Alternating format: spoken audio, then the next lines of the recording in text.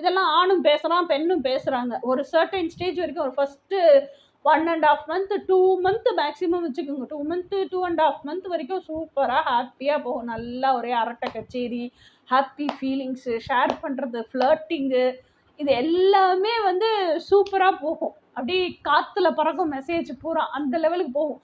So இது எதுக்காக கடவுள் கொடுக்குறாரு? இந்த பிளிஸ்ஃபுல்னஸ்ஸு, 2 பேரும் டுகெதர்னஸ்ங்கிறதே யூனியன் தானே. 2 ஆன்மா மெர்ஜ் ஆகுறதே யூனியன் தான்.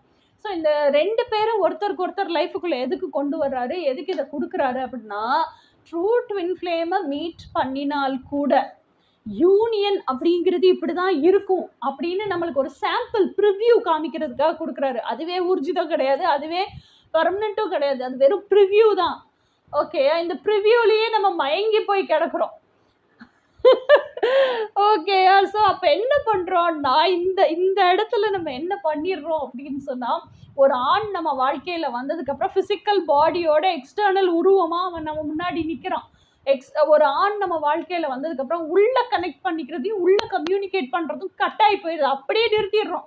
அப்ரப்டாக அவனை விட்டுவிட்டு உள்ளே இருக்கிற நம்மளோட ட்ரீம் மேஸ்குலினை, ட்ரீம் மேனை விட்டுவிட்டு வெளியே இருக்கிற ஆண் கிட்ட 24 மணி நேரமும் அவங்ககிட்டயே தான் பேசிட்டு இருக்கோம். அப்போ church is outside, communication is also outside. அப்போ உங்க கூட இருக்கிற